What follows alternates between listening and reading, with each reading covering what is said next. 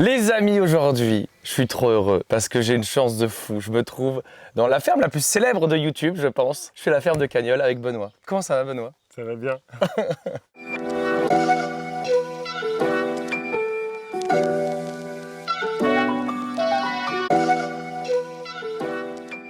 Donc Benoît, on te connaît pas mal parce que tu montres sur YouTube. Tu as vachement démocratisé le maraîchage sur sol vivant. Mais on te connaît pas vraiment toi, hein, je trouve. On parle pas assez de toi. Qui t'es? D'où tu viens? Qu'est-ce que tu as monté comme projet? Du coup, j'ai envie que tu me racontes un petit peu. T'as quel âge déjà? J'ai bientôt 40 ans Waouh! et du coup je suis arrivé il y a 14 ans ici. Ouais. T'es né ici? Non, T'as grandi où? j'ai grandi à Marseille, Ouais. juste à côté à La Ciotat. Après j'ai fait des études, Des études de quoi? j'ai fait des études d'économie et de gestion. Ok. Du coup j'ai fait 2 ans à Aix, après je suis parti en Erasmus, après je suis parti en échange Crépuc.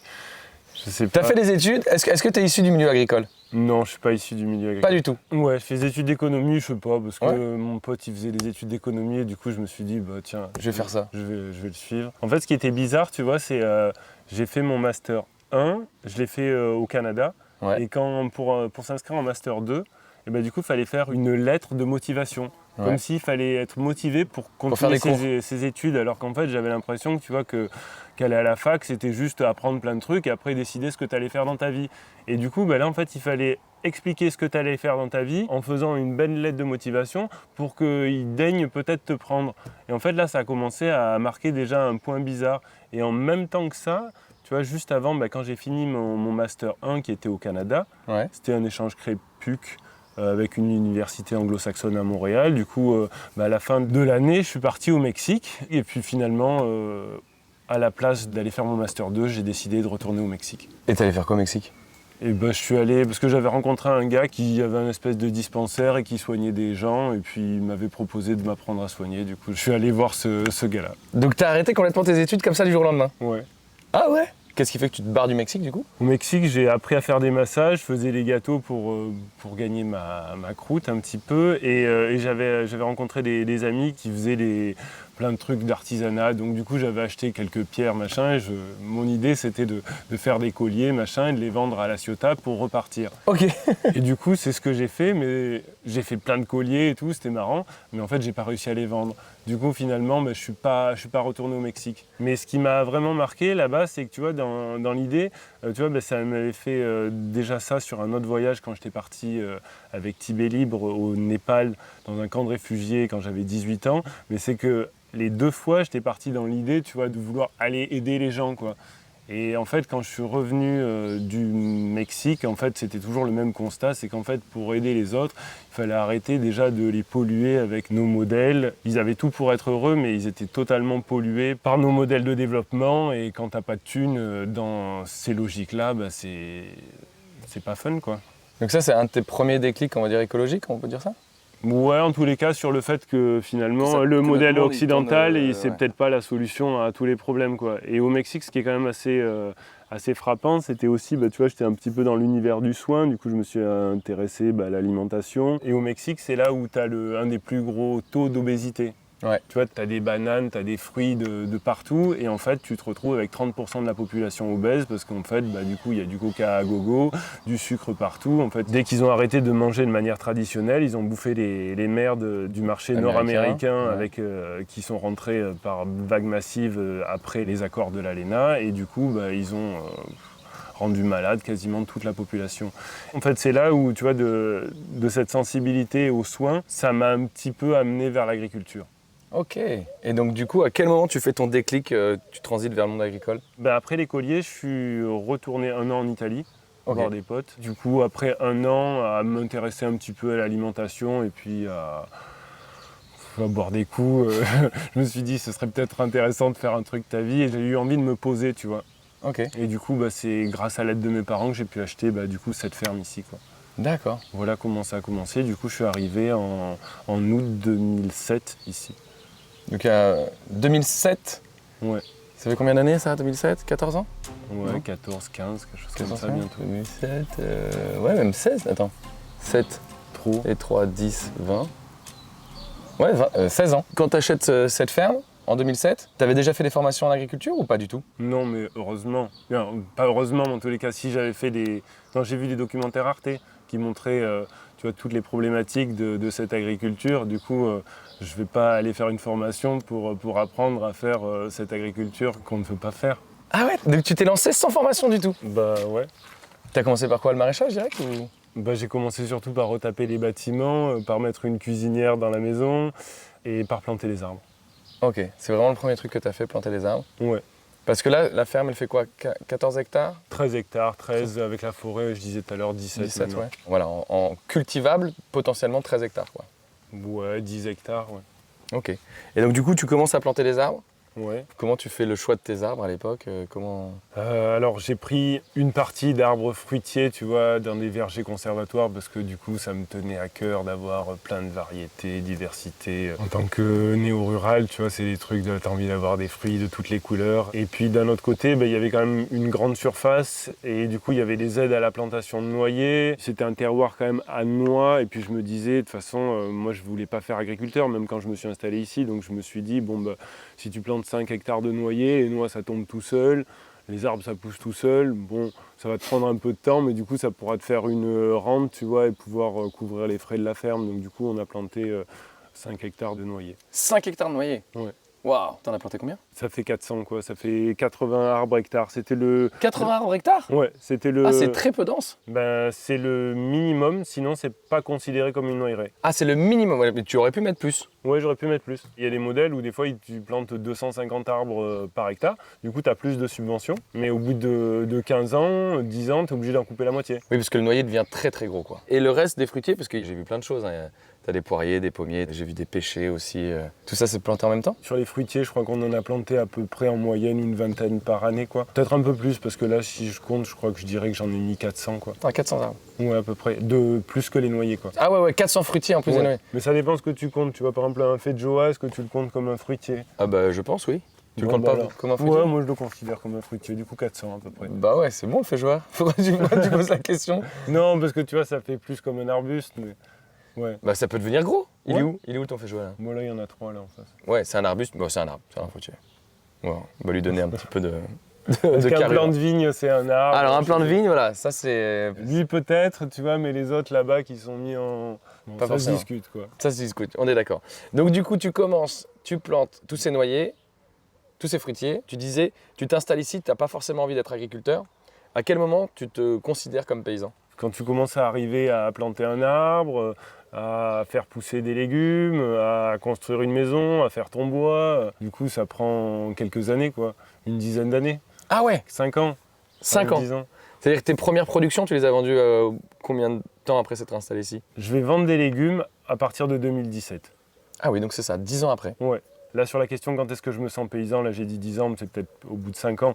Mais en fait, quand je commence à vendre des légumes, c'est que je deviens maraîcher. Ouais. Mais en fait, quand je deviens maraîcher, je pense que je me quitte quelque part de devenir paysan. Puisque je vais plus cultiver plus que le paysage, mais je vais cultiver une rentabilité économique à l'heure de travail.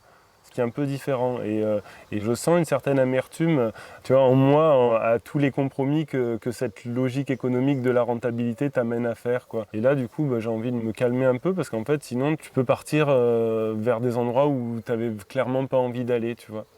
Ah ouais? C'est quelque chose que tu regrettes d'avoir été maraîcher? Non, non, pas du tout. Mais je vois que c'est le fait de devoir vivre de quelque chose fait que finalement, après, tu vas te... En fait, Tu vas faire des compromis qui sont pas forcément ceux que tu aurais souhaité Ou même faire. dans ta vision du truc, en fait, tu peux passer 12 heures au jardin, tu vois, et être content d'être au jardin. Quand Ouais. tu commences à passer, je sais pas, peut-être le même nombre d'heures, mais pour faire des légumes, et que tu vois qu'en fait, ton taux horaire, il est pitoyable au début, du coup, ça crée une certaine frustration, ou après, tu te dis, en fait, il faut que je sois plus efficace, et en fait, ton rapport au travail, il change, quoi. Et je trouve que c'est dur parce que c'est une des professions qui est le moins bien rémunérée, quoi. Je suis entièrement d'accord. Parce que le maraîchage, c'est la première production que tu vends? Ouais, non, mais avant, j'ai restauré le corps de ferme. Ouais. Du coup, après, j'ai fait chambre d'hôte Ok. pendant plusieurs années, quoi. Ouais, à partir de 2011-2012, quoi. J'ai fait un peu des chambres d'hôte, quoi. Et ça, cette activité, tu l'as arrêtée maintenant? Ouais, en fait, on a arrêté ça en 2017. On en a marre d'accueillir des gens en mode touristique et du coup, on avait envie de se lancer dans... En fait, ce qui s'est passé, c'est que à partir de 2011-2012, je tombais sur les bouquins de Fukuoka. Ok. Du coup, pour moi, ça a été Donc, une véritable... est-ce que tu peux expliquer, c'est les livres, la révolution d'un seul brin de paille, c'est tout ça? Ouais, c'est ça en fait. Ce qu'il faut voir, c'est que depuis 10 000 ans, depuis que l'homme s'est mis à cultiver le sol, depuis le néolithique, la première révolution agraire, à chaque fois, pour faire pousser les plantes qu'il souhaite cultiver, il va, dans sa pratique agricole, travailler les sols. Et à chaque fois qu'on fait une culture, on a une baisse de fertilité. Et du coup, c'est pour ça qu'on dit qu'il faut que le sol se repose, la jachère et tout le tralala.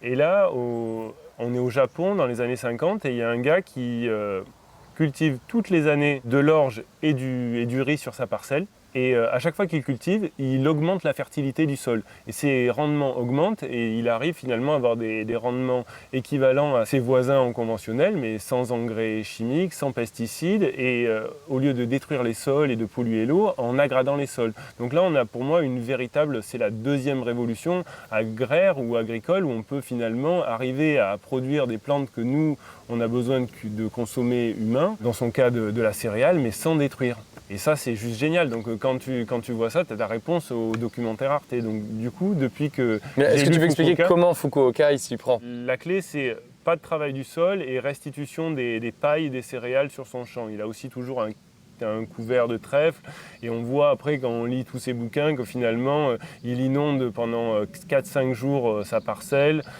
ce qui permet d'affaiblir le trèfle et d'avoir du coup son riz qui décolle. Mais ce que lui fait dans son contexte, c'est-à-dire dans une île du sud au Japon où il fait chaud, où il pleut et du coup il fait 2 cultures de céréales, on ne peut pas le faire ici, mais en tous les cas, ce qu'il a montré, c'est que, comme l'avait montré déjà la pédogénèse, c'est-à-dire si on regarde comment se sont créés les sols, en fait c'est les plantes qui créent les sols depuis toujours. Donc des plantes, ça crée de la fertilité. Et paradoxalement, dès que nous on va cultiver des sols, on appauvrit. Fukuoka, ça a été en tous les cas le premier exemple dont je suis tombé dessus avec le bouquin, qui montrait qu'on pouvait créer les sols, créer de la fertilité tout en faisant pousser des céréales, des légumes. Et du coup, c'est ça que j'ai eu envie de faire. Parce que ça, du coup, ça avait du sens, quoi. Du coup, depuis 2011 jusqu'à 2017, c'est ce qu'on a essayé de faire. Tu vois, juste sur des grandes surfaces, quand on était sur presque 1 hectare où on faisait des expériences. Et du coup, en 2016, on a trouvé des trucs qui marchaient bien. Et en plus, on est tombé sur la chaîne Maraîchage Sol Vivant, en fait, où il y avait plein de gars qui essayaient les mêmes trucs que nous, qui étaient aussi... qui essayaient d'autres trucs parce qu'ils trouvaient que les solutions apportées par la bio conventionnelle n'étaient pas satisfaisantes. Et du coup, de voir plein de gars qui essayaient des trucs que tu avais déjà essayé, qui donnaient des idées sur d'autres trucs, ou bref, ça nous a juste reboosté et ça nous a permis d'aller beaucoup plus vite. Et du coup, c'est là où on s'est dit, on arrête les chambres d'hôtes et on fait le pari qu'on va peut-être arriver à vivre de la vente de légumes. Et c'est comme ça qu'on est devenu maraîcher. Très bon résumé, ça. Ok, donc maintenant on comprend mieux comment tu arrives à faire ça, mais... Là, t'en reviens un petit peu du maraîchage.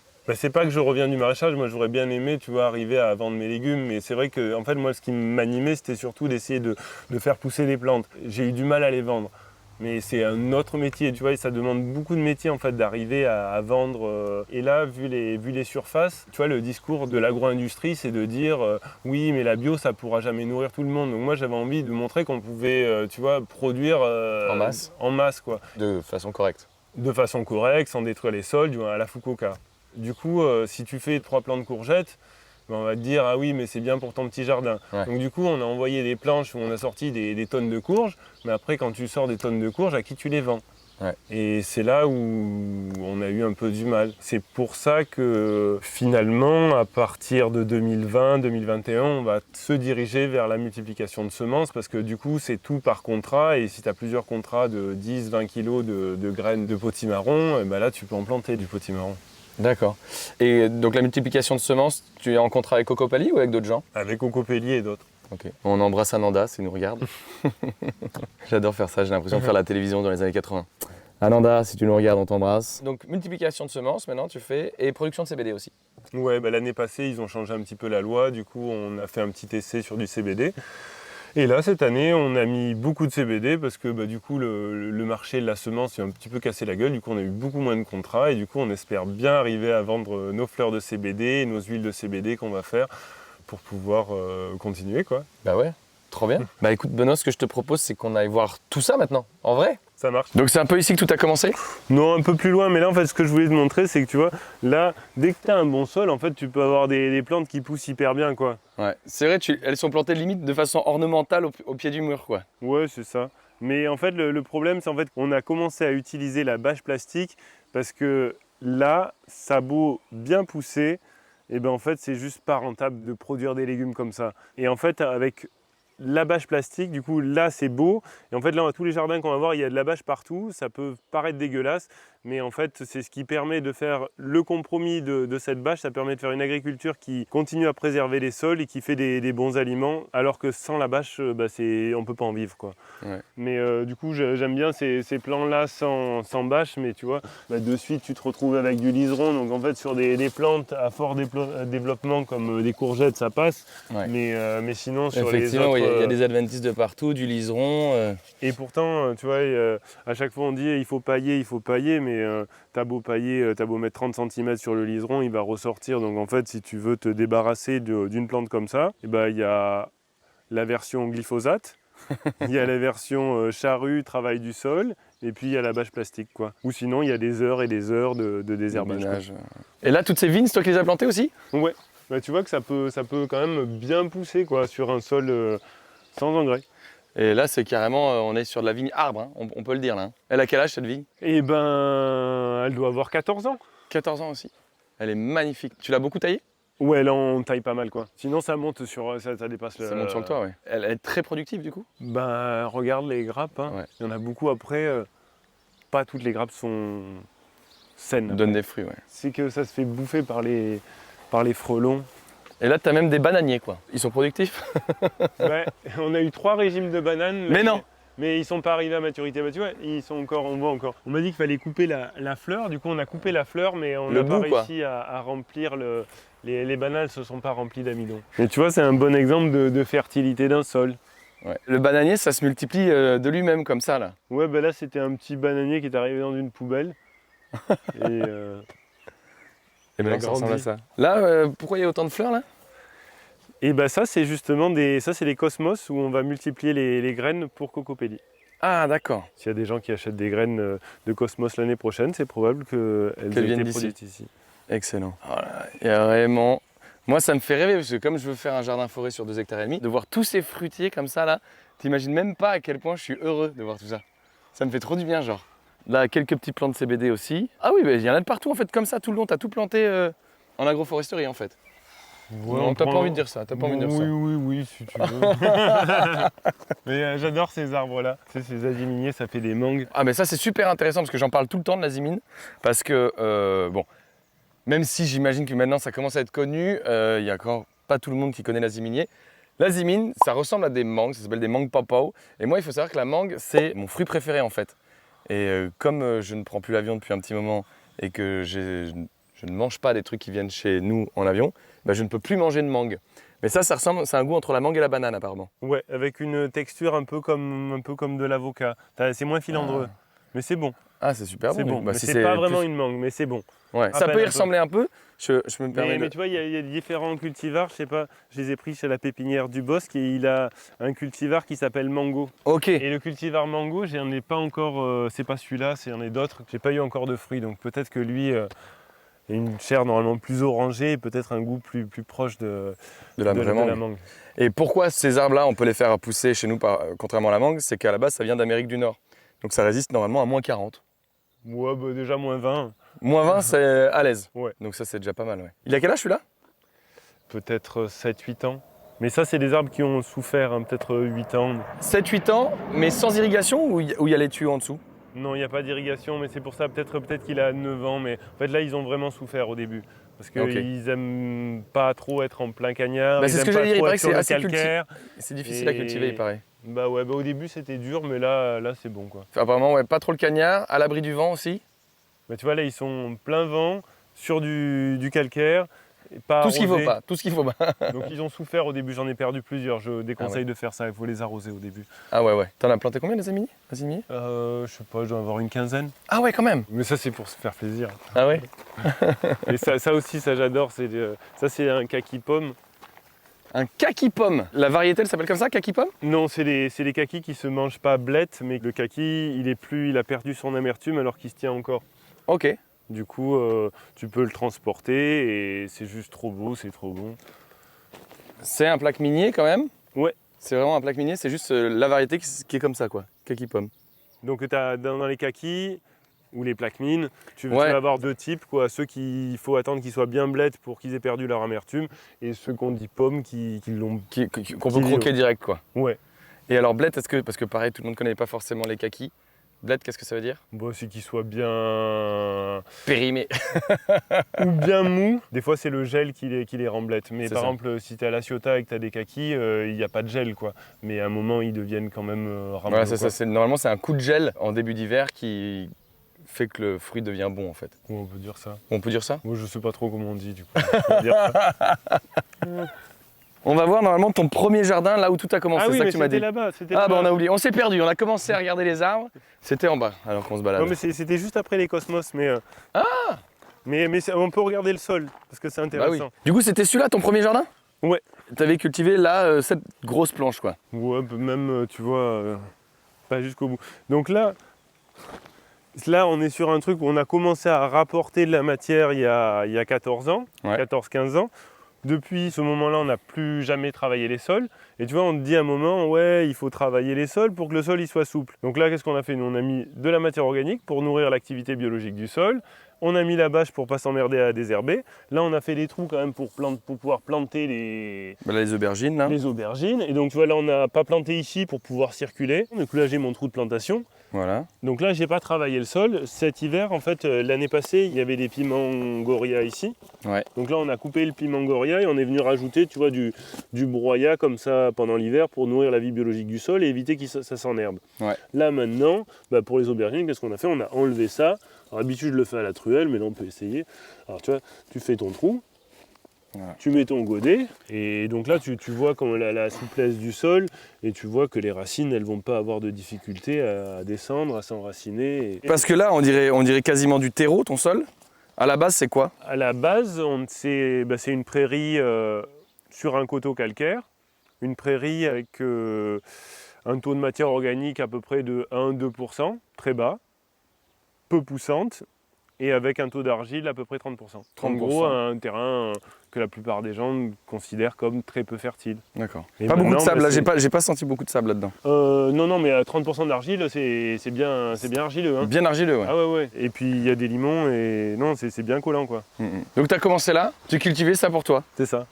Tes premières planches de légumes, tu les cultivais ici aussi, celles que tu as commencé en maraîchage ou c'était ailleurs? Non, mais quand on a commencé à faire du maraîchage, il y en avait là, mais il y en avait partout. Là, c'est juste un jardin familial quand je me suis installé et que je retapais les bâtiments quoi. D'accord. Et maintenant, du coup, ça fait de la semence. Là, les aubergines aussi, c'est de l'aubergine à semence? Ouais, ça c'est de la variété Black Beauty.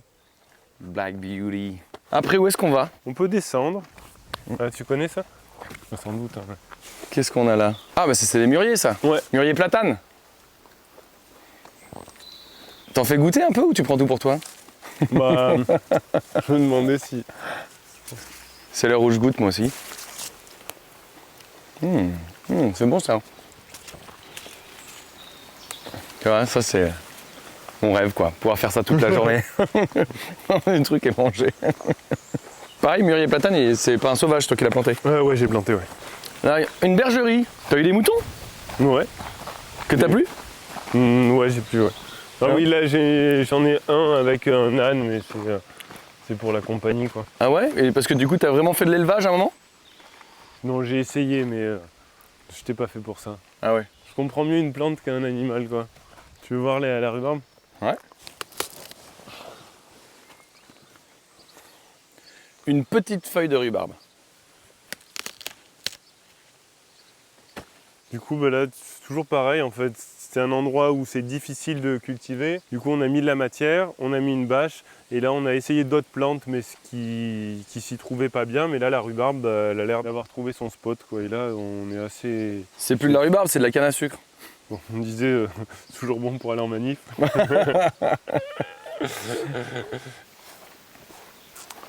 Voilà. Le petit âne sympa. Et le petit mouton. Oh bah ils restent tous les deux comme ça. Ils sortent pas? Ouais, mais là, il fait peut-être un peu trop chaud. Ah ça y est, il fait son Ah. curieux. Bonjour. Ah, quand il tire la langue comme ça. Comment ça va? Tu veux goûter? Je sais pas si... Non. Pas de rhubarbe. C'est vrai que c'est marrant comme il tire la langue là. Bah, des fois, quand tu lui donnes des trucs sucrés, il fait ça. Quand tu lui donnes des figues ou des choses, des pommes.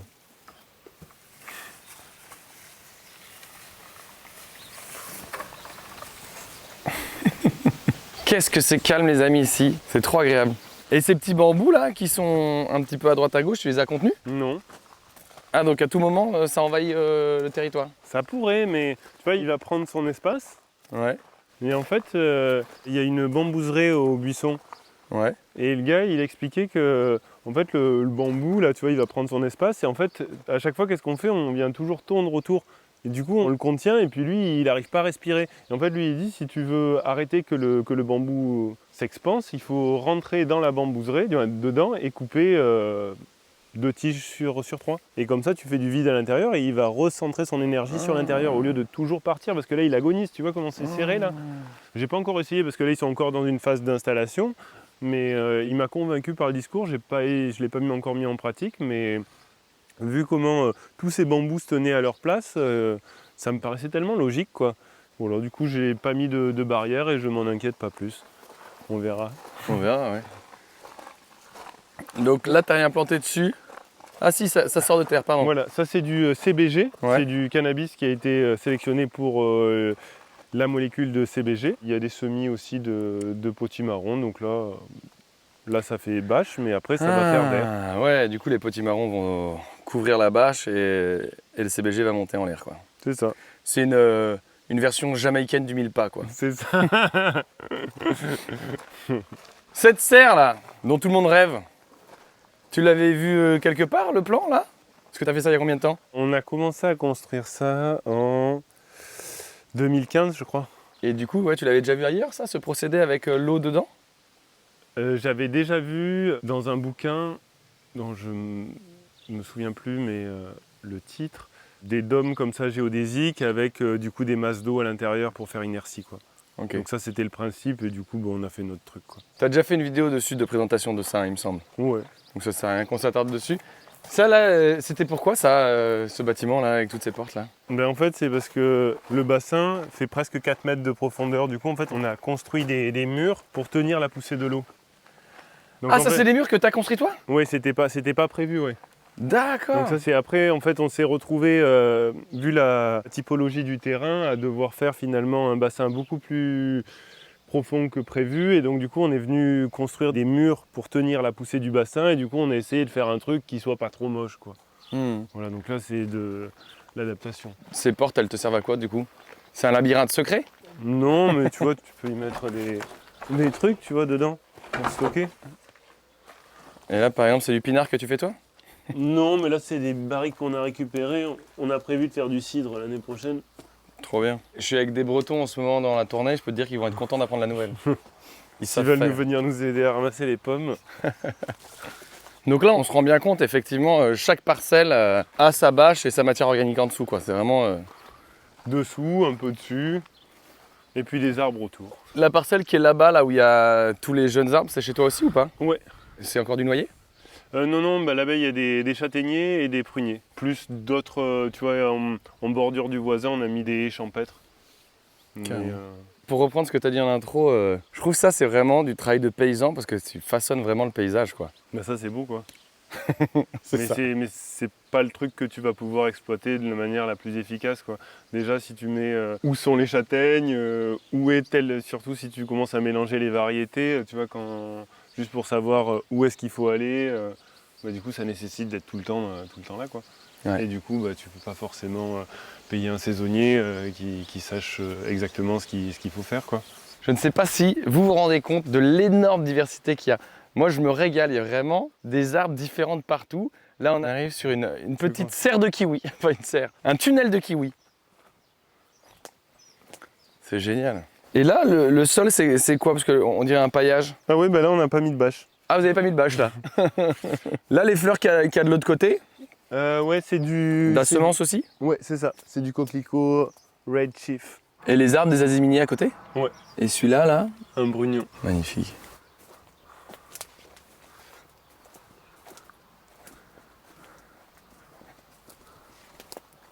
Là, un énorme noyer, encore un de plus.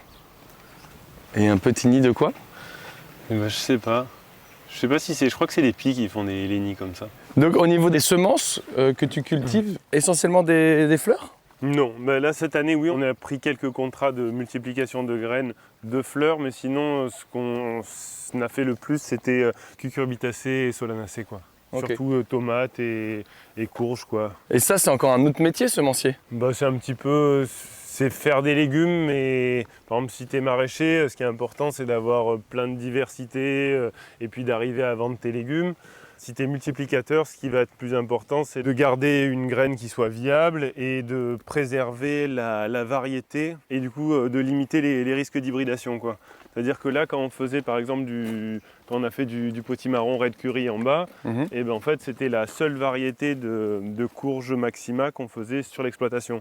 Et tu vois, il y a pas mal de forêts autour, donc c'est quand même un endroit assez isolé, mais on a quand même fait plein d'autres plants qu'on a distribués à tous les voisins.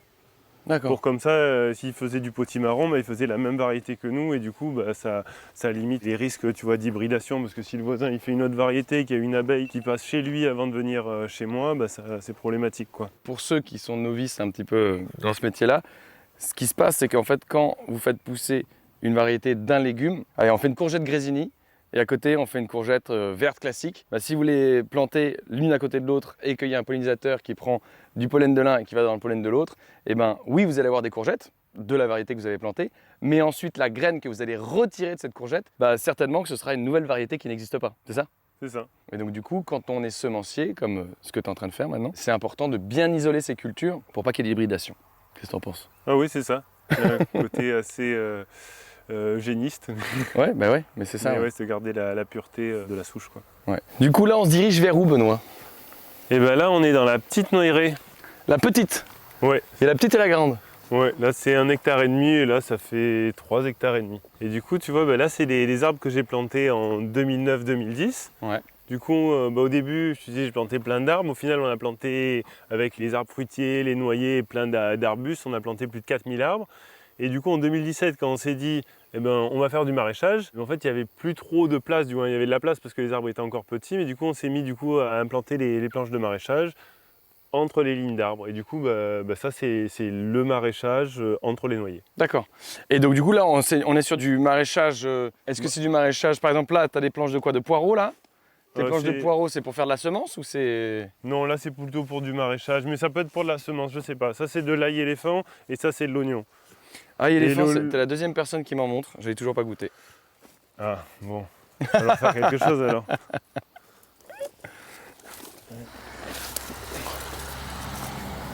Waouh! Ah oui, ail éléphant, je comprends mieux maintenant. Tiens. Nom de Dieu. Bah du coup, je le croque. C'est incroyable. Et là, tu peux le manger frais, là. Il sera frais, là. Il sera pas sec. Ouais, mais frais, c'est très bon. Hein. Donc là, oui, bah, tu vois, c'est du légume. Ça peut se vendre pour de la semence. Mais tu vois, l'oignon, ça se vend facilement, puisque finalement, les gens qui vont vouloir faire des ratatouilles, ils vont nous acheter des cagettes de 10-15 kilos à la faire, mais ça, c'est possible à vendre. D'accord. Voilà, avant, il y avait les tomates là-bas, des courges. Tomate de plein champ. Ouais. Ça, tu le vends comment, la tomate de plein champ? Parce que c'est vrai que souvent, c'est sur les tuteurs en l'air, comme ça, là. Et bah, tu veux qu'on aille voir les tomates? Ouais. Parce que... T'en as fait aussi, là? Ouais, bah là, il y a plusieurs rangs, mais... Et là, ta production de CBD, parce que c'est vrai que je vois qu'il y en a de partout. Comment tu récoltes? Et comment tu t'es senti augmenter ta production? Parce que là, tu es en deuxième année de production de CBD. Ouais, bah, la première année, on a eu plein de problèmes. Ouais. Donc on n'a pas beaucoup récolté. Là, on espère avoir beaucoup moins de problèmes. Et comment on va récolter? Ben, à la main. Et c'est plus, on essaie de prévoir pour le séchage pour rassurer. Et on espère surtout avoir un mois de septembre et octobre assez doux et sec. C'est ça le secret? Bah, en tous les cas, l'année passée, on a eu de la pluie, il y a un coup de gel, une gelée blanche le 22 ou 23 septembre. Et ça a vraiment fait du mal au plan, quoi. Ah ouais. Donc voilà pour les...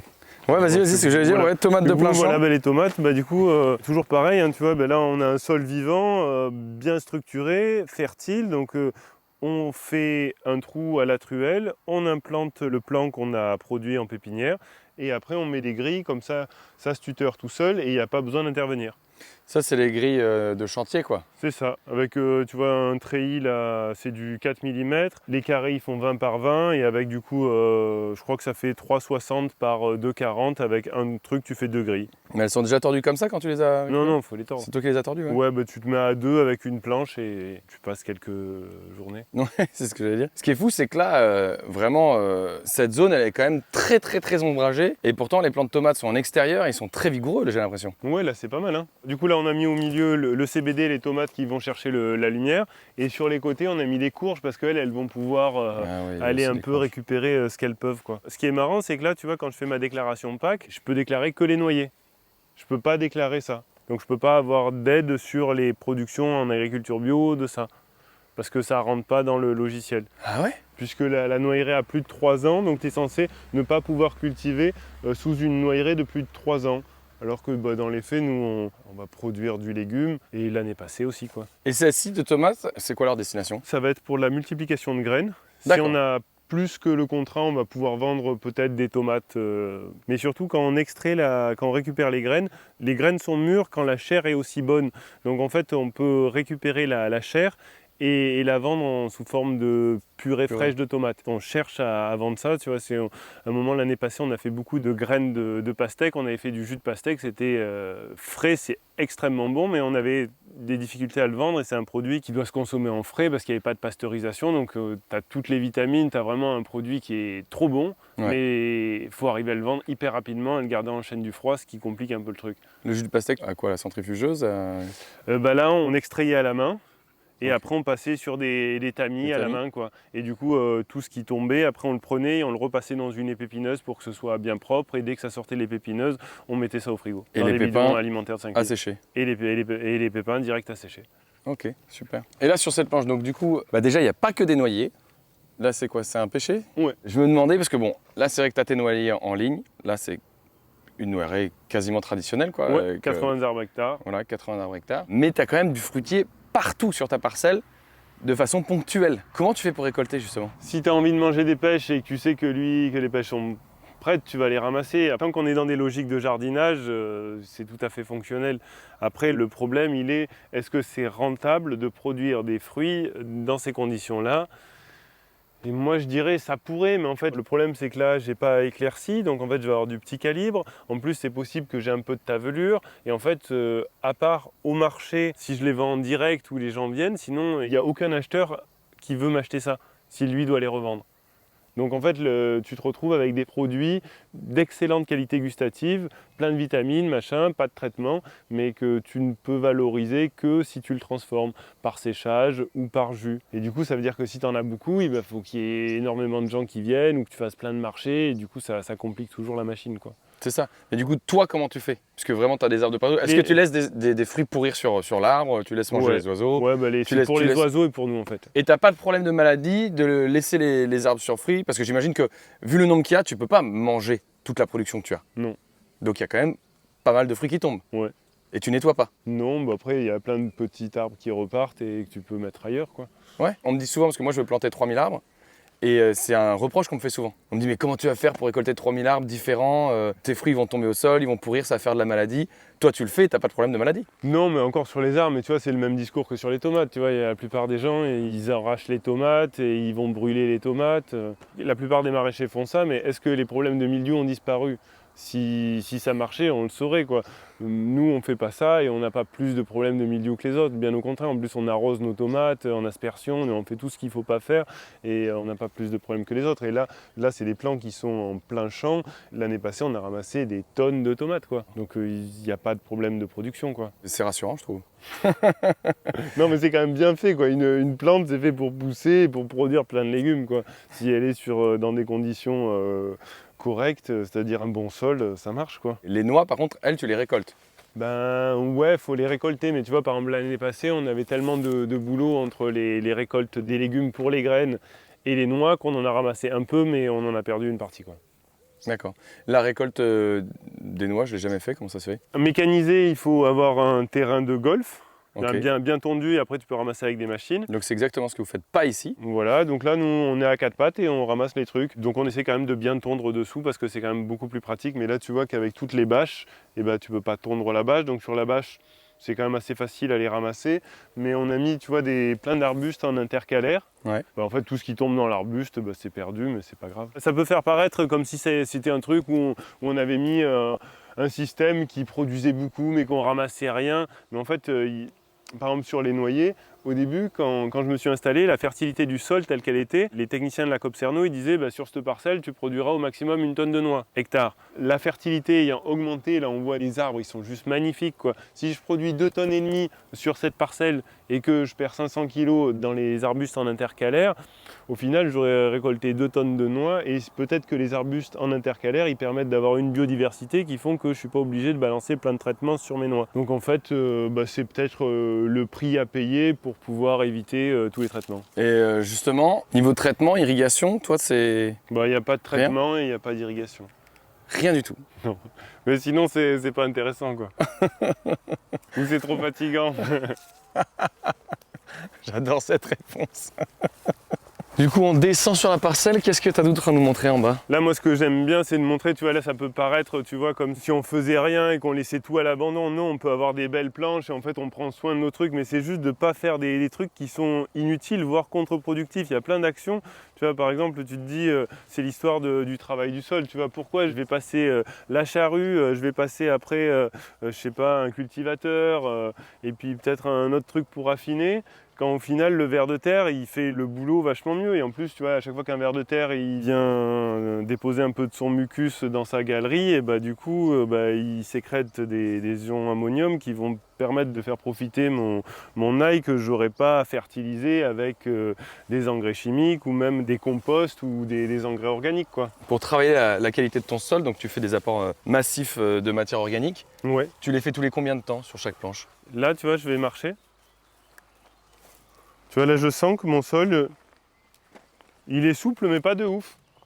Donc en fait du moment que ça commence à se durcir, c'est peut-être qu'il n'y a plus assez à bouffer et que du coup dessous ils ont fait, en fait il faut toujours que mon activité biologique du sol, toutes mes bébêtes dans le sol, elles aient à bouffer. Sinon la gravité fait que les sols se tassent. Et si les sols se tassent, après c'est une catastrophe, il n'y a plus rien qui pousse. Donc en fait on va ramener de la matière dès qu'on sent qu'il n'y a plus à bouffer dessous. D'accord. Donc c'est vraiment de l'empirisme quoi. Ouais. C'est tu testes, hop c'est dur, j'en remets. Et donc du coup il n'y a pas vraiment de roulement prévu quoi. Dès qu'il n'y a plus rien à bouffer, on en remet. Tu vois là où il y a la bâche qui est là-bas, ouais. Dès qu'il n'y a plus à bouffer, on va enlever la bâche et puisqu'on enlève la bâche, on va remettre de la matière mais avant on va semer un couvert végétal. Comme ça je vais avoir une plante qui va pousser, qui va faire de la biomasse, qui va avoir un système racinaire qui va décompacter et en même temps je ramène une bonne quantité de broyat de déchets verts parce qu'on en a, tu vois, parce que c'est les déchets qu'il y a, mais sinon là sur ces sols-là je pourrais cultiver encore des dizaines d'années sans rien rapporter quoi. Ah ouais. Mais par contre on devrait à chaque fois enlever les bâches et faire des couverts végétaux. Voilà, parce que c'est ça un petit peu la technique, c'est pas que de l'apport de matière organique en broyat, c'est vraiment tu vas mettre un engrais vert avec quoi févrole, vesse Je mets au moins une légumineuse et une graminée. Mais des fois on peut mettre par exemple de l'avoine, du triticale, de la vesse, de la févrole et puis c'est très bien quoi, et du pois. Ok. Mais tu vois le couvert végétal il est hyper intéressant parce qu'il permet tu vois de pouvoir imaginer des systèmes sur sol vivant, c'est-à-dire des sols qui sont toujours couverts par du végétal ou de la matière organique et dont le travail de structuration des sols et d'aération a été fait par la microbiologie des sols. Et aussi toute la fertilité est faite par la microbiologie des sols. C'est ça que j'entends par sol vivant. Donc pour avoir des systèmes agronomiques en sol vivant, le couvert, il est indispensable dès qu'on est sur des grandes surfaces et il permet d'imaginer, d'envisager tu vois, l'autonomie de la ferme en matière organique. Mais là, pour le moment, quand tu es dans des endroits où il y a un bloc de matière organique carbonée qui est mal utilisé ou perdu, le plus simple c'est de prendre cette matière-là, du broyat de déchets verts où là on essaie de la balayure de scierie et d'apporter ça massivement sur les sols. Et si tu as ça en quantité, tu n'as même pas besoin de faire du couvert, quoi. Très intéressant, la sûre, quels sont les résultats du test? Parce que c'est vrai que j'ai jamais entendu quelqu'un cultiver sur sûre. Eh ben, on a fait une vidéo, là, ça s'appelle Apport massif, là, où on a montré qu'on faisait envoyer les camions, on faisait un camion, tu vois, à la queue leu, et après on a porté, je fais venir mon voisin qui est terrassier, il vient avec sa pelle mécanique, sa 16 tonnes, il nous étale tout ça, et 2 ans après avoir étalé ça, on a mis une bâche, on a mis des courges, et on a eu de très bons rendements. Par contre, tu vas attendre plus longtemps que si tu as apporté du broyat. La courge, par rapport aux autres légumes, est-ce que c'est aussi Peut-être un légume qui pousse plus facilement dans des conditions plus difficiles ou pas? Ouais, la courge, en tous les cas, c'est un bon légume qu'on a trouvé qui répondait bien, tu vois, dans les premières années de culture avec ces méthodes-là. La patate douce aussi. Si tu mets des légumes plus exigeants comme des poivrons, bah, peut-être que ce sera mieux l'année d'après. Mais déjà, même la première année, ça peut être correct, quoi. Ok. Donc là, là c'est une autre planche d'oignons. Et là, ouais, et des carottes. Mais là, sur les oignons, ce qui était marrant, c'est que là, ça a été semé à la volée. Parce que là-bas, on les a posés un par un, mais là, du coup, les bulbies étaient tellement petites que ça nous a saoulés. Du coup, on a dit, bon, on s'en fout, on les balance à la volée. Là, c'est juste des bulbilles jetés à la volée. Il y avait une bâche, on a enlevé la bâche, on a balancé les bulbilles à la volée, on est venu recouvrir avec du broyat d'éché vert par-dessus. Alors ça, c'est génial. Je suis plutôt content. Tu m'étonnes.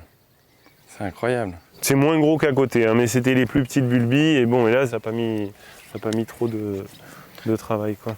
Bah, c'est sûr que moi, c'est pas perdu, quoi. Et à côté, tu avais des haricots aussi, j'ai vu. Peut-être. Et le gros truc, c'était les melons aussi. Ouais, les melons. Et ouais, les haricots, on en a mis une ligne CBD, une ligne de haricots. On a fait pareil là-bas. Parce que du coup, ça, c'est des haricots pour multiplication de semences. Ok. On a encore d'autres planches de tomates, tu vois, toujours avec le même principe de 2 cages. Et en fait, si tu as des plants de tomates à port déterminé, comme de l'aroma, tu lui mets une cage, ça suffit. Mais dès que c'est du indéterminé, c'est des plants qui vont venir jusque-là. Et du coup, il faut 2 cages, sinon ça se casse la gueule. Du coup, là, quand tu fais de la tomate semence, tu fais aucune taille, rien? Non. En fait, si on fait des tomates en tant que maraîcher, on va en mettre dans les tunnels pour les avoir plus tôt et les avoir plus tard. Du coup, dans les tunnels, c'est vachement pratique, en plus de les avoir bien conduits pour pouvoir garder la circulation. Donc ça, c'est ce qu'on faisait dans les tunnels. Mais là, en fait, il n'y a aucun besoin de tailler. Et en termes de calibre des fruits, c'est pas du petit calibre, quoi. C'est pas parce qu'on n'a pas taillé que ça va être au détriment du calibre. Ça va être au détriment par contre de la régularité de production. On va avoir plutôt un pic de production à un moment et du coup en termes de commercialisation, c'est pas ce qu'il y a de plus facile. Et là, en termes d'irrigation, t'es comment? Il n'y a pas d'irrigation. Zéro irrigation? Non. Sur toutes les planches là? Ouais. Wow. Et c'est là où on voit vraiment, tu vois, il y a tout ce discours là sur l'eau, etc. Et effectivement, c'est un problème, mais ce qui est marrant, c'est de voir quelle solution on va apporter. C'est de pouvoir stocker de l'eau pour pouvoir arroser. Alors, je ne dis pas que ce n'est pas intéressant de pouvoir stocker un petit peu d'eau, mais là, quand je vois ici en sud d'Ordogne, et l'année dernière, c'était une année caniculaire, quoi, et quand je vois les quantités de légumes qu'on a réussi à produire sur ces sols-là sans irrigation, parce qu'on a des pratiques agricoles qui ont fait monter les taux de matière organique et avec des plantes qui s'enracinent bien, on voit que le besoin en eau il diminue énormément. Et ce qui est fou, c'est que pourquoi en fait on n'a que des subventions pour acheter des gouttes à gouttes ou faire des réserves d'eau, alors que là, moi quand je récupère des bâches d'ensilage, j'ai pas de subvention. Quand je récupère du broyage, j'ai pas de subvention. Pourquoi en fait, du coup, on favorise pas ce type de pratiques agricoles qui font que en fait, ça peut être dur une année, mais que l'année d'après, le terrain, si la teneur en matière organique, si la structure du sol s'améliore, la résilience du système va augmenter d'année en année. Et du coup, c'est pratique, alors que là, j'ai l'impression qu'on continue sur un modèle qui détériore les sols, et du coup, d'année en année, ça va être pire, quoi. Et en plus, vu les prévisions, ça va être vraiment pire, apparemment. C'est ce que disent les scientifiques, quoi. Les bâches d'ensilage, pas facile à dire, tes bâches d'ensilage, voilà. Ça barrache. Ces bâches, tu les récupères du coup chez des éleveurs? Ouais, des éleveurs qui font de l'ensilage, mais on en a récupéré au début et même, je dois dire que là, on en a acheté aussi. Il y a plusieurs bâches, tu vois, tu as les bâches tissées. Il y en a beaucoup qui fonctionnent sur bâches tissées. Ouais. Au début, on avait acheté des bâches tissées, mais en termes de conservation de l'eau, c'est vachement mieux. Et agronomiquement, en fait, ces bâches-là, elles permettent, sur des légumes qui aiment la chaleur, j'ai l'impression que ça permet presque de doubler les productions. Ça permet d'avoir des cultures sans irrigation ici, sur nos sols, dans notre contexte, mais avec d'autres bâches, c'est moins bien. Ok. Et par rapport à ça, justement, toi qui as une espèce de vision un petit peu de système autonomiste, si admettons, demain, il y a une grosse crise du pétrole, le prix du plastique s'enflamme, comment on fait si on n'a plus de bâches plastiques pour continuer à faire ce système? Après, là, on a besoin de plastique pour... vraiment, agronomiquement, c'est bien. Mais c'est aussi, ça permet de faire un gain de productivité en temps. C'est-à-dire que si on mettait beaucoup plus de temps, ça pourrait compenser en partie. Mais en fait, ce qu'il faut voir, c'est que dans tous les systèmes en fait, agricoles actuellement, ils utilisent énormément de plastique, quoi. Tu vois, donc en fait... Non, moi, je suis convaincu de cette bonne utilisation du plastique. Mais je me dis, dans un monde où il n'y a plus de plastique, est-ce qu'on peut continuer de faire ça aussi facilement? Mais Ou par quoi on remplacerait? dans le monde où il n'y a plus de plastique, on risque d'être beaucoup moins nombreux. Du coup, l'équation change un peu, tu vois. C'est une réponse. Là, on descend encore? C'est encore chez toi de l'autre côté? Ah ouais? Ah ouais? C'est la grande noirée. Là, c'est la grande noirée. Noirée. Et là, tes plants, ils poussent comme ça au bord de route. Tu t'es jamais fait voler? Non. Touche du bois. Après, ça c'est du CBG. Ça c'est une plante qui n'est pas faite pour être fumée, ni pour être infusée. Ça c'est vraiment pour faire de l'huile, quoi. D'accord, ok. En fait, ce qu'il faut voir, c'est qu'on a l'impression que ça coûte cher quand on l'achète. Surtout si tu vas dans un CBD shop, tu vois que ça coûte cher. Même là, nous, on va vendre un certain prix, tu vois, au gramme. Mais en fait, si tu l'achètes en gros, ça vaut pas grand-chose, quoi. Tu peux acheter des centaines de kilos qui viennent d'Italie ou d'Espagne pour vraiment très peu. Moi, je pense qu'il vaut mieux, s'il y a quelqu'un qui veut en revendre, il vaut mieux qu'il aille acheter là-bas plutôt qu'il vienne nous les voler. Il prendra moins de risques et ça lui coûtera moins cher, quoi. Ouais. Derrière tout ça, là, j'ai l'impression qu'il y a du maïs, il y a de la famille des hélianthus aussi. Là, c'est un peu la jungle, là, derrière. Qu'est-ce que c'est? Ouais, et ben on a un peu de maïs et un peu La de févrole tournesol et la févrole. Et là, la févrole, c'est en engrais vert qu'elle est là ou? Ouais. Mais la prairie, ça fait aussi un engrais vert, quoi. Mais en fait, là, il y avait une bâche, du coup, on a enlevé la bâche. On a semé du maïs parce que c'est ce qu'on voulait. Là, on doit multiplier un petit peu de maïs. Du coup, Ah, c'est du maïs semence, ça aussi? Ouais. Et du coup, bah, là, on a mis quelques tournesols et un peu de... Et les tournesols, c'est quoi? C'est pour faire joli? Pour faire joli et pour conserver la semence. Ça, c'est des tournesols mammouth. Du coup, ça fait des trucs comme Ouais, ça. énorme, ouais. Moi, j'aime bien. Là, on tasse un peu l'engrais vert, du coup. Qu'est-ce que tu as récupéré, là? J'ai arraché une amarante. Mais tu vois, les niveaux de fertilité? Ouais, ça fait une belle amarante. Et là, tu as des pommiers qui commencent à faire des jolis fruits, là, hein? Ouais. Alors ça, c'est une variété qui arrive à maturité mi-juillet. Du coup, c'est chouette d'avoir des pommes tôt, quoi. Des petites pommes d'été, quoi. La transparente de Croncel.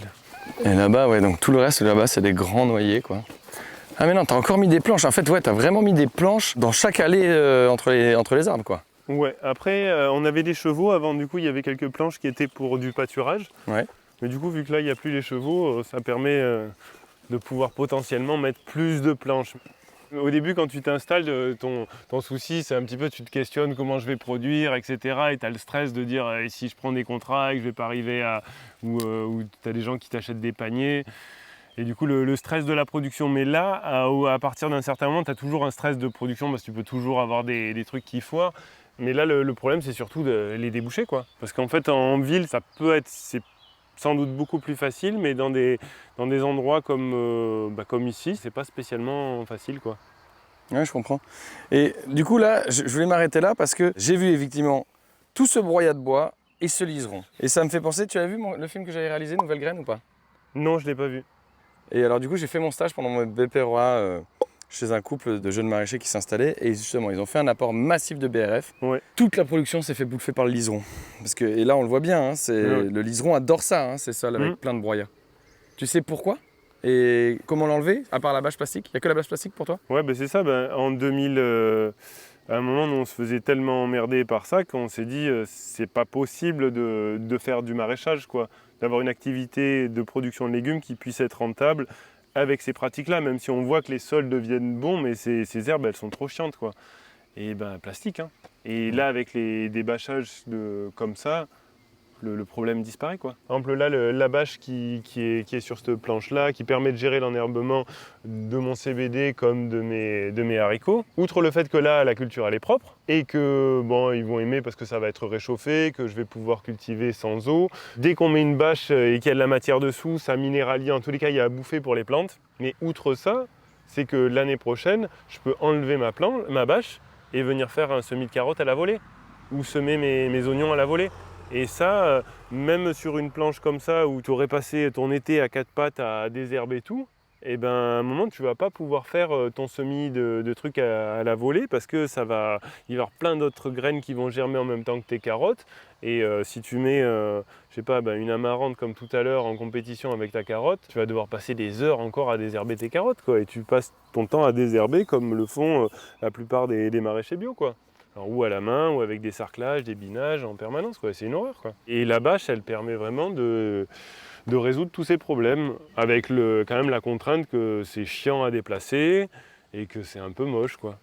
Alors là, on le voit pas ici, mais tes arbres, même les arbres là-bas autour de ta maison, ils étaient bâchés quoi. Ouais. C'est comme si tu créais un climat tropical dessous. Pour eux, c'est le top, quoi. Ils ont à bouffer, ils ont plus de concurrence, ça se réchauffe, ils ont de l'eau. Et justement, avec la bâche, comment l'eau rentre du coup dans le sol? Il y a toujours des trous sur les bâches. Et puis, dès qu'on a cultivé, on a fait les trous quand même.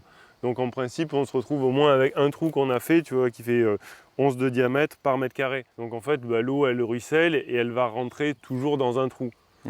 Et pour les arbres? Y a toujours des trous, pareil, quoi. Et en fait, ce qui est fou, c'est que la première fois qu'on a mis des bâches d'ensilage, comme ça, la première année, on les met au mois de, je sais pas, mars, avril, ton sol, il est gorgé d'eau, tu mets ta bâche, tu mets ta plante, bon, ça marche. Et après, on s'est dit, du coup, il va falloir enlever les bâches pour que l'eau revienne. Et à un moment, sur la première bâche où on a fait l'expérience la première année, en bas, on a eu la flemme de bouger la bâche. Et on s'est dit, et si on essayait de voir qu'est-ce qui se passe, tu vois? Mais on n'y croyait pas trop. Et en fait, l'année d'après, au mois de mai, quand c'était le moment de faire les repiquages, et la planche s'était totalement réhydratée. Et ce que je pense, c'est que la bâche fait que ça chauffe, l'eau est aspirée et elle se redistribue sous la bâche et on a comme un cycle de l'eau qui se crée sous une bâche d'ensilage et ça permet de redistribuer l'eau sous toute la bâche de manière miraculeuse.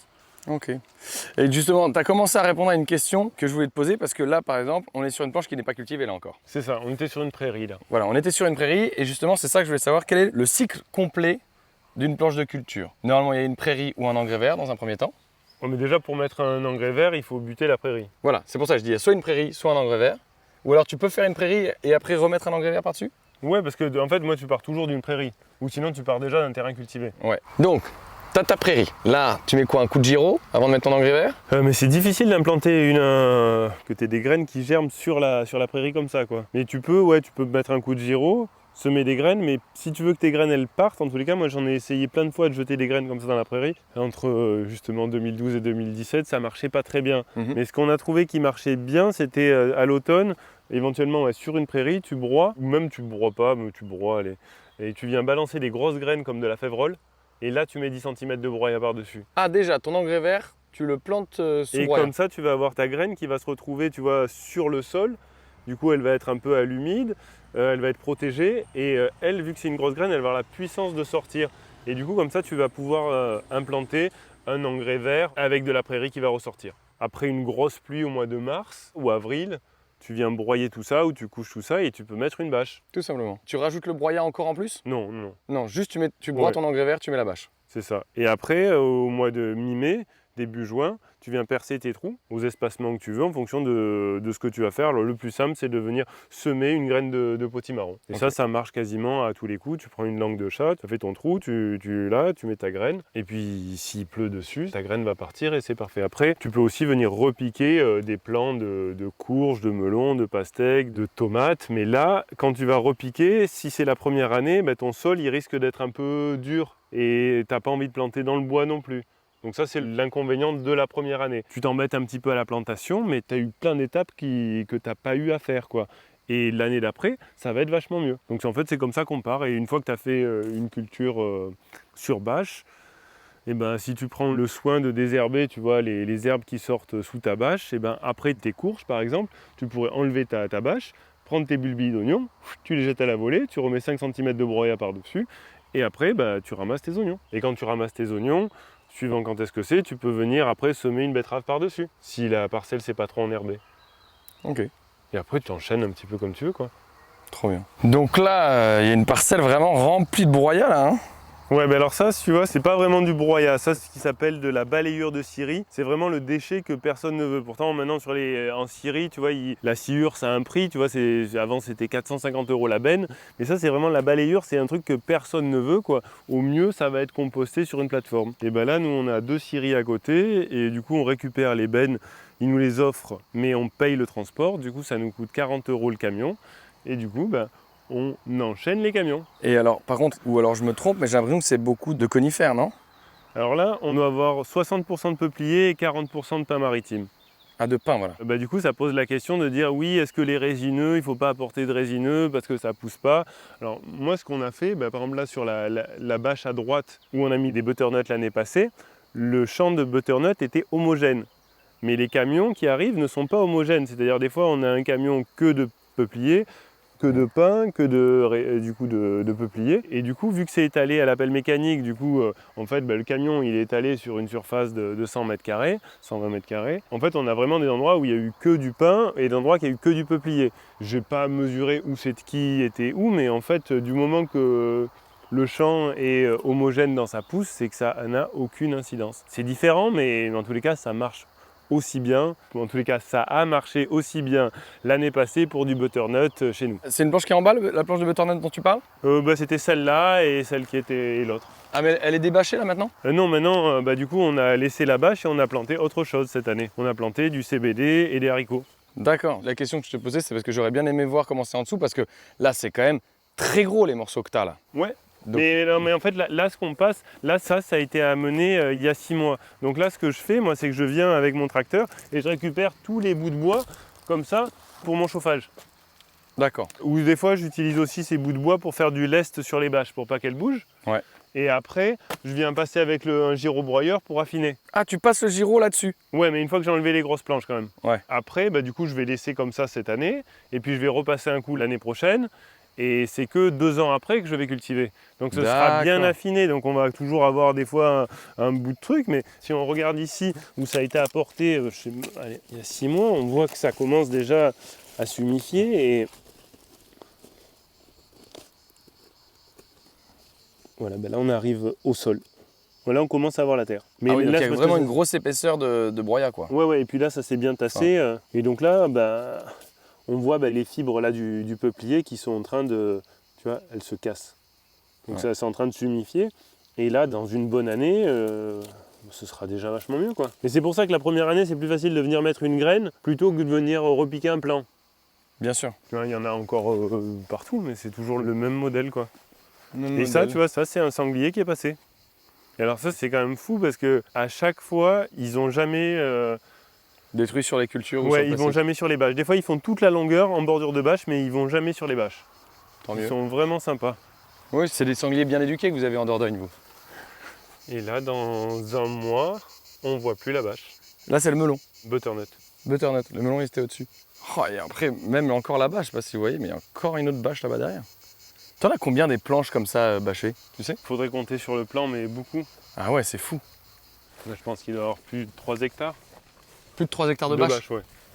Et une bâche, ça dure combien de temps? Parce que ça, c'est des bâches, bon, tu dis que tu en as acheté là, mais sinon, c'est de la récup. Ouais. Déjà, si toi, tu peux les récupérer, comment ça se fait que les éleveurs, eux, ils pensent pas à récupérer leurs bâches dans ces jamais? Parce qu'en fait, pour faire la technique de l'ensilage, c'est un peu de faire une choucroute avec souvent du maïs. Donc en fait, tu fais une fermentation en des conditions d'anaérobie avec peu d'air. Donc dès qu'elle commence à être trouée, ça marche plus, quoi. Alors que moi, s'il y a quelques trous, c'est un peu chiant parce qu'il y a un peu quelques herbes qui sortent, mais ça marche, quoi. En principe, ils les gardent 2 ans. Ils mettent 2 bâches et ils en mettent 1 et 2, et puis la première, elle passe en 2e l'année d'après, quoi.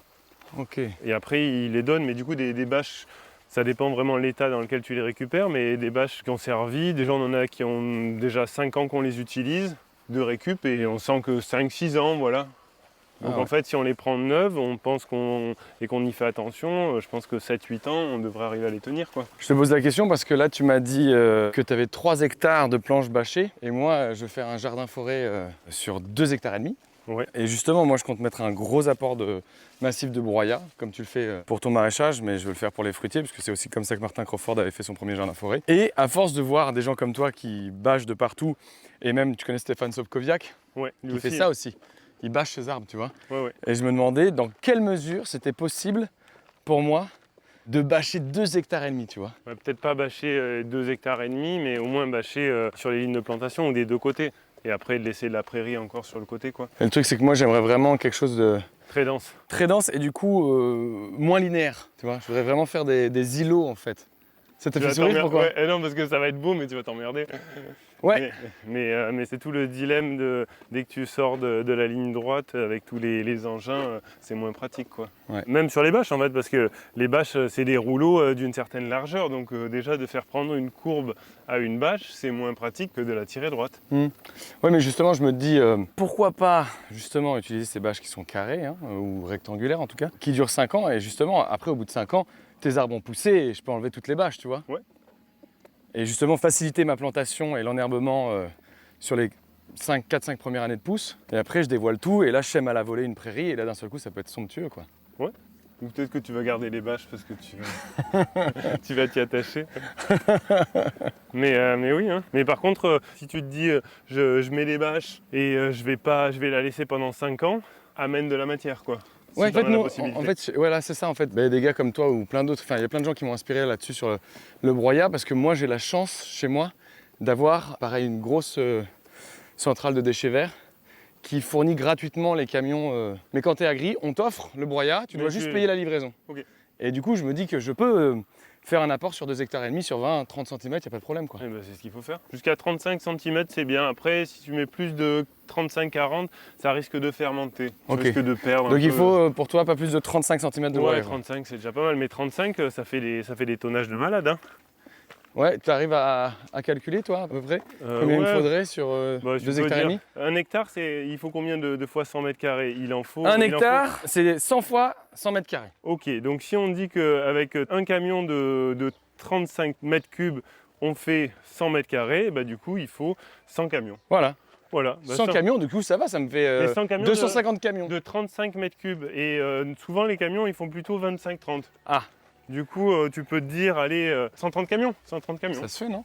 Ouais, ça se fait. Ouais, Bon, ça va coûter cher en transport. Bah, ça dépend combien tu le payes.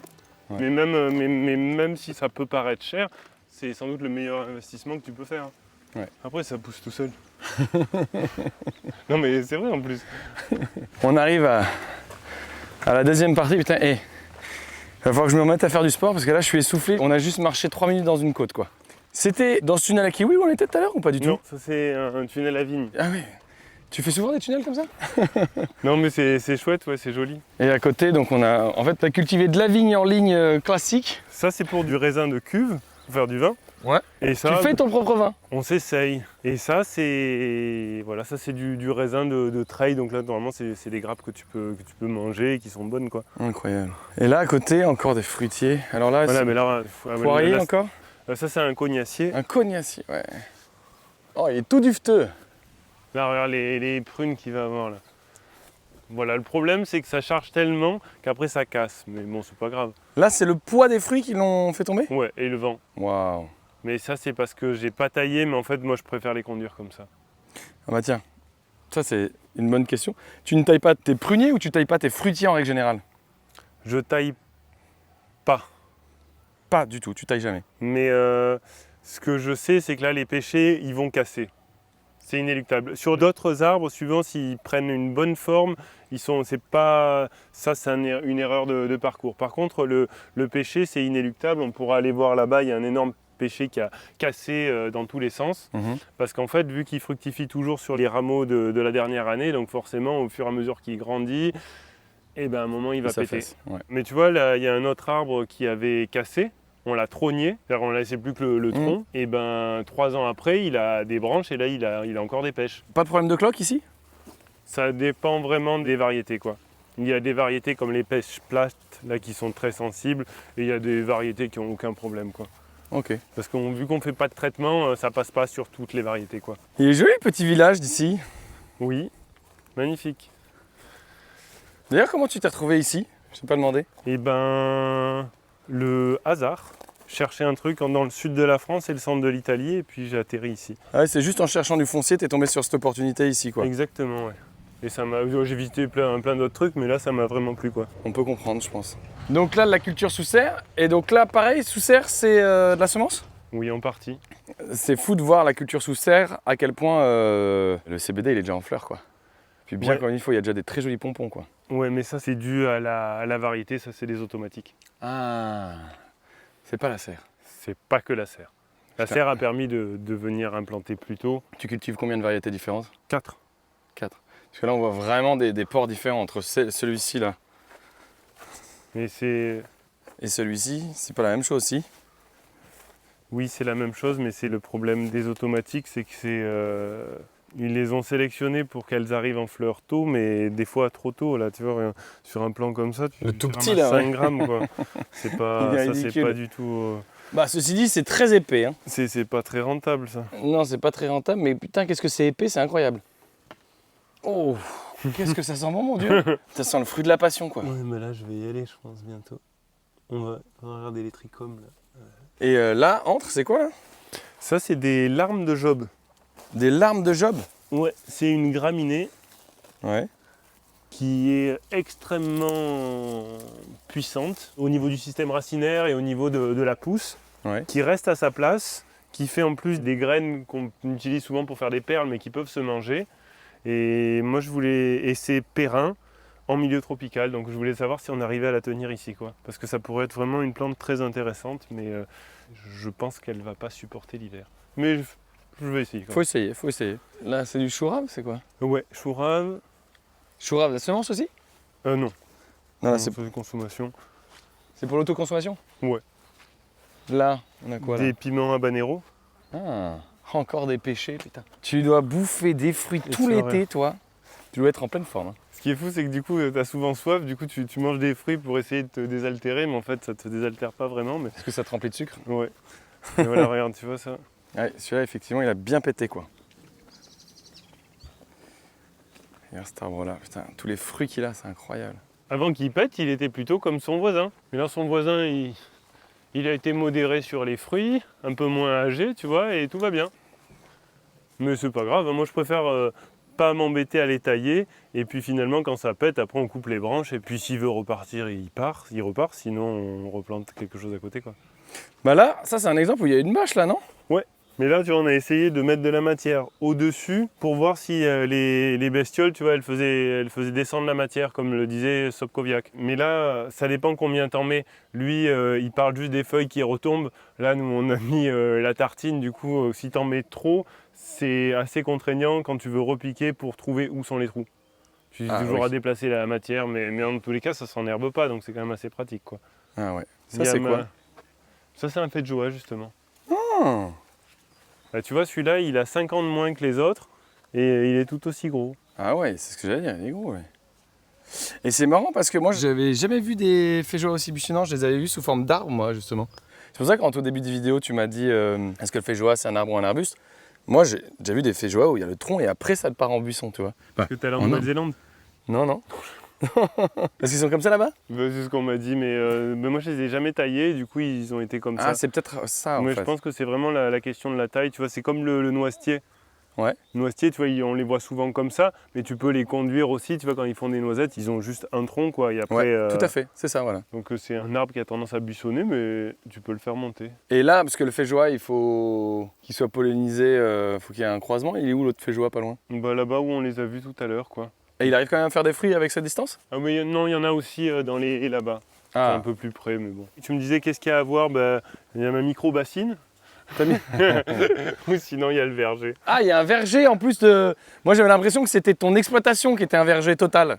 Oui, Non, il y a un mais- endroit que tu appelles le verger. Ouais, oui, il y a plus d'arbres. C'est juste de l'autre côté de la vigne. Et ta micro-bassine, t'as un bassin de rétention de quelle taille? À peu près 1400 mètres cubes. 1400 mètres cubes que tu utilises pour irriguer quoi du coup? Ben, pour le moment, rien. mais C'est au cas où. voilà, c'est au cas où, quoi. Parce que là, il y a de l'irrigation posée là. Oui, il y a de l'irrigation. Donc là, ici, on peut arroser, et c'est principalement, tu vois, là, quand on repique à ce moment, s'il fait 10 jours de super sec, et ben on arrose, quoi. Oui, parce que là, tu fais même des planches entre tes vignes là. Ouais. Ce qu'il faut voir, c'est que pour être maraîcher, c'est quand même vachement pratique d'avoir de l'eau. Mais nous, c'est juste qu'on s'est mis dans des configurations topographiques où c'est compliqué d'avoir de l'eau, quoi. Donc en fait, il y a plein de trucs où c'est chiant d'amener l'eau. En plus, il y a les noyers, on ne sait pas combien de temps on va pouvoir cultiver. Donc là-bas, on fait, en fonction des lieux, on fait les plantes qu'on arrive à faire sans eau, ben on les fait là-bas. Et là, par exemple, si tu mets du basilic, ben là, c'est principalement le basilic à côté de la camomille ou les céleris, là, les céleris branches, ça a besoin d'eau. Donc ça, on va les mettre là, sur la planche où on a de l'eau, quoi. D'accord. Là, effectivement, là, c'est le paradis, là. On rentre dans le paradis. Oh, les pêches là-haut, j'ai hâte qu'elles soient mûres, là. J'aimerais les goûter tout de suite, là. Et là, en plus, ce que tu sais pas, c'est qu'il y a une vingtaine de variétés de pêche. Il va en avoir des blanches, des oranges, des jaunes, des rouges, des violettes. Exactement mon rêve, quoi. Mais pas aujourd'hui. Trop tôt, dommage. Et du coup, là, c'est pareil, t'as tout mélangé, tout planté de Et là, façon tu un vois, peu là- anarchique, quoi. Ouais, mais là, la question que tu devrais te poser, c'est à quel espace tu mets tes arbres. Ouais. Parce que au final, si tu mets que du verger, ça va, tu vois, mais tu vas pas passer en tracteur. Et là, tu vois, on cultive encore entre, mais c'est bientôt la dernière année, quoi. Parce qu'après, il y aura trop d'ombre. En tous les cas, pour beaucoup de plantes, quoi. Dans tout ce que t'as mis en place, Benoît, de quoi t'es le plus fier? En fait, j'étais extrêmement fier d'avoir réussi à faire pousser des champs de légumes comme ça, juste avec des déchets. Ça, c'était vachement satisfaisant. Et du coup, j'avais l'impression, tu vois, d'avoir réussi à répondre, tu vois, à une problématique technique. Et j'avais l'impression que comme si le problème, tu vois, la problématique environnementale était un problème technique. Mais en fait, j'ai l'impression que même s'il y a plein de gens qui nous suivent sur la chaîne et ça me fait plaisir et ça nous donne de la force pour continuer, j'ai l'impression qu'en fait, au niveau institutionnel, politique, en fait, ils s'en foutent des solutions qu'on a mis en place. Et du coup, je suis un peu frustré parce que j'ai l'impression qu'en fait, on ne cherchait pas une réponse technique en tous les cas, ou si on cherche une réponse technique, c'est sans rien changer. En fait, cette technique-là, elle implique de changer totalement notre manière de faire, notre rapport au monde, notre relation avec le vivant. Et ça, c'est pas audible pour notre société actuellement, quoi. En tous les cas, pas de manière dominante, quoi. Pas encore.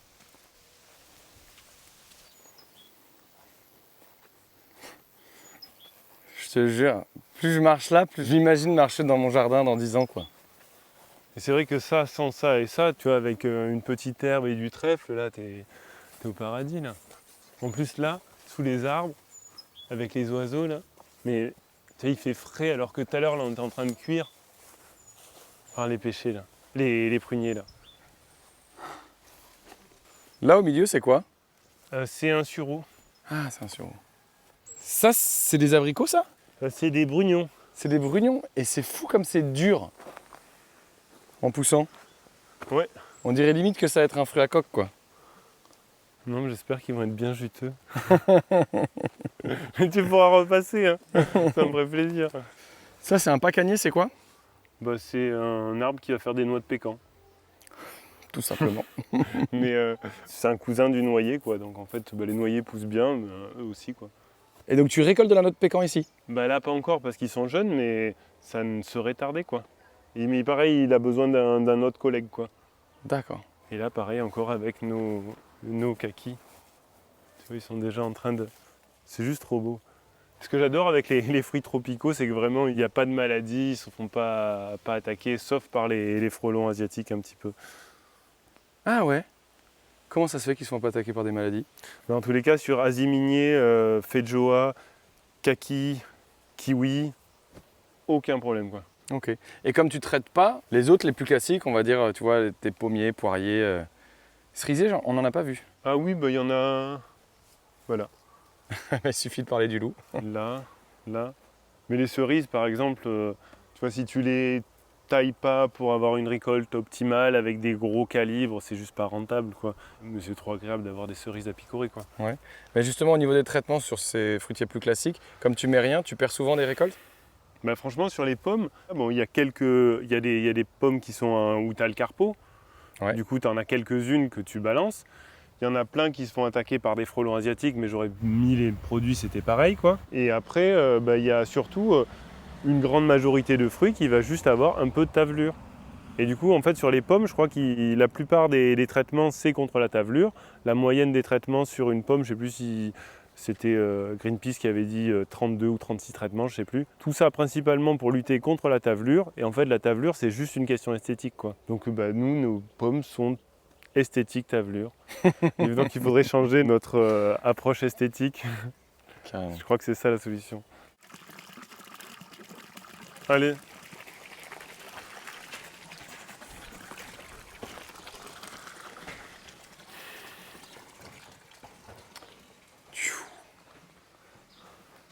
Waouh. C'est un peu un endroit emblématique de la ferme de Cagnol, hein, ici. Hein. Tout le monde, quand on pense à ta ferme, on pense à ce dôme, quoi. Waouh, là, c'est génial, il y a un petit courant d'air, là, c'est super agréable. Et donc, du coup, pareil, tu as fait plein de vidéos dessus. Donc, ça sert à rien de tout représenter, mais Les amis, regardez bien, en fait, on est dans une serre où tout le sol est en eau, en fait. On marche sur des grilles, c'est que de la flotte de partout. C'est incroyable. Je voulais qu'on continue la vidéo ici, Benoît, mais en fait, il fait trop chaud, non? Ouais, il fait chaud. Mais en fait, là, c'est là où tout commence avec les semis. Mais là, tu vois, on a déjà tout repiqué, donc Il n'y a plus rien. là, c'est fini. Donc, semis en bac à marée, quoi. Non, pas vraiment. En fait, là, c'est juste quelque chose qui retient de l'eau. Là, c'est parce qu'il y a une fuite et du coup, il a plu, ça s'est rempli. Mais c'est pas des bacs à marée que tu fais ici? Non, Ah ouais? non. Bah du coup, de la tabache, c'est pourquoi? Et ben, c'est pour pouvoir mettre, tu vois, par exemple, je peux mettre toutes mes caisses comme ça. Ouais. Et à un moment, je peux balancer de l'eau. Ah, peut-être qu'on n'appelle pas la même chose. Bah, et comme ça, elles se font bassiner, quoi. Et oui, et pour toi, c'est quoi un bac à marée, du coup? J'ai pas un système de pompe avec ça remplit. Après, Ah un oui, il n'y a pas la siphon. pompe, ouais, Voilà, mais c'est juste... J'ai pas un système comme en hydroponie avec du coup des cycles de marée. Dès que le machin il est plein, il y a le siphon cloche qui s'active. Et... Tout à fait, tout à fait. Donc ça veut dire que toi, ton arrosage, tes plantes, il faut qu'elles boivent toute l'eau que tu leur as donnée, du coup. Ou tu peux les vider d'une autre manière. Ben là non, il faudrait percer sinon pour vidanger. Mais normalement, moi je remplis pas. Là c'est pas gênant parce que là il fait chaud et s'il y a de l'eau, c'est pas grave. Mais en hiver, il faut pas qu'il y ait de l'eau qui traîne parce que sinon il fait froid et elles aiment pas ça les plantes. Ouais. Donc là en fait on vient juste arroser à l'arrosoir et le but c'est de pas trop arroser quoi. Juste ce qu'il faut. Ok. On va sortir parce que vraiment je suis en train de mourir de chaud, c'est un truc de dingue. En 2 secondes là, j'ai les gouttes qui sont venues. Ah. Du coup maintenant même dehors au soleil, il fait bon. Tu sais quoi? T'avais envie de t'asseoir? On va s'asseoir tous les deux ici. Oh. Putain, j'ai eu chaud d'un coup. C'est l'humide en plus. Ouais, c'est ça. Ah oui, oui, ça fait le côté hammam un peu en fait. L'humidité se colle sur toi, quoi. Tu vois, c'est l'effet 2050, c'est la projection. Il y a un sujet qu'on n'a pas abordé, même si en réalité on l'a déjà abordé parce que c'est juste que j'ai raté la prise. Donc on l'a refait. C'est la commercialisation. Et j'aimerais aussi, si tu peux nous en parler, de ton chiffre d'affaires en fonction des différentes activités que tu as fait. Où est-ce que tu en es de ton chiffre d'affaires? Est-ce que tu as vu qu'en fonction des activités, ça grossissait ou ça réduisait? À combien tu es aujourd'hui? Et comment tu vends? Comment tu commercialises? Alors au début, quand j'ai commencé à faire des légumes, c'est-à-dire la première année en 2017 où on a mis les bâches sur la prairie, après avoir mis de la matière organique, on a planté les premiers légumes, que des légumes d'été et d'automne, on a fait 20 000 € de chiffre d'affaires. Ça, c'était la première année. La deuxième année où on a continué sur le maraîchage, on a fait 30 000 €. Après, on a fait 45 000 €. Et après, on a fait 50, 55. Après, du coup, sur les légumes, on sentait quand même qu'on avait quand même des difficultés C'était difficile d'écouler tous nos légumes. Ça a commencé à me fatiguer un peu. Du coup, on a commencé à bifurquer vers la production de semences. Là, c'est la troisième année qu'on va produire de la semence. Mais du coup, l'année passée... Alors, c'est toujours compliqué sur la semence, comme je disais. Je sais que, en fait, là, j'ai produit des graines en 2022, mais en fait j'ai toujours pas été payé de certaines graines que j'ai déjà livrées déjà il y a longtemps. Donc en fait pour mon chiffre d'affaires de 2022, de manière comptable, j'ai été à je crois 85 000 € de chiffre d'affaires. Mais en réalité, si on prend des graines que je vais devoir être payé, normalement on devrait être plutôt sur 120 000 €, quoi. Ok. Voilà, ça c'est pour le chiffre d'affaires. Et donc au début, il y avait pas de salariés, puis après un, puis toujours un peu plus. Et du coup, l'année passée, on était 2,5 plus moi, plus 2 stagiaires. Et là, cette année, on a commencé à 5, plus moi, plus un peu des stagiaires. Donc, il y a toujours plus de personnes qui travaillent sur la ferme. Et donc là, au niveau de la commercialisation, pour cette année, ça va être encore des graines, mais beaucoup moins, parce que là, le marché, il s'est un peu rétracté. On va vendre encore quelques légumes un petit peu à l'automne, quand sur certaines productions, on a, par exemple, les oignons, on va vendre des caisses d'oignons. Et surtout, là, cette année, ça va être du CBD et tout ça. Et du coup, là, on va pouvoir le vendre en ligne sur notre site, parce que vu que c'est des trucs légers, comme une petite fiole d'huile ou les fleurs, ça peut s'envoyer facilement avec un colissimo par la poste, quoi. Donc là, voilà, toute la stratégie de commercialisation, c'est de la vente en ligne sur notre site. C'est la vente en ligne sur le site. Donc j'en profite, les amis, pour vous dire que, évidemment, si vous voulez acheter les produits de la ferme de chez Benoît, le lien est dans la description. Donc voilà, un petit peu d'huile de CBD, un petit peu de fleurs à consommer avec modération quand même, ne l'oublions pas. Et du coup, plein de semences pour vous faire un super potager. Ouais. Ouais.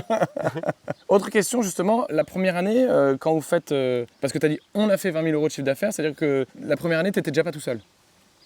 Non, mais en fait, j'ai jamais été seul dans ce projet. En fait, j'ai été soutenu par mes parents, par mes amis. Après, il y a eu des woofers. Après, il y a toujours eu mes compagnes. Il y a Jackie. J'ai toujours eu des gens qui m'ont soutenu dans le projet. Donc, en fait, Moi, je suis là depuis le début jusqu'à maintenant, mais il y a toujours eu du monde qui m'a aidé, qui a participé au projet. Et donc, c'est pas moi, en fait, je suis un peu le gardien du lieu, mais c'est tous les gens qui ont participé au projet, quoi. Je trouve ça vachement important de le dire parce que c'est vrai que c'est un métier qui est très difficile et si on n'est pas entouré, on craque très vite, je pense, dans ce milieu-là, non? Oui, on a tous, de toute façon, tout le monde a besoin de soutien et plus c'est dur, plus on a besoin d'être soutenu. Ouais. Bah écoute Benoît, merci beaucoup. J'étais vraiment ravi de passer ce moment-là avec toi et que tu me fasses cette magnifique visite. J'ai vraiment kiffé te rencontrer en vrai. Ça faisait tellement longtemps que je te suivais, que je te regardais, que je t'admirais un peu, je dois l'avouer. Voilà, je suis un peu fan. Donc merci à toi. J'aime toujours demander aux invités dans la vidéo si ils ont un conseil à donner pour les gens qui ont envie de se lancer.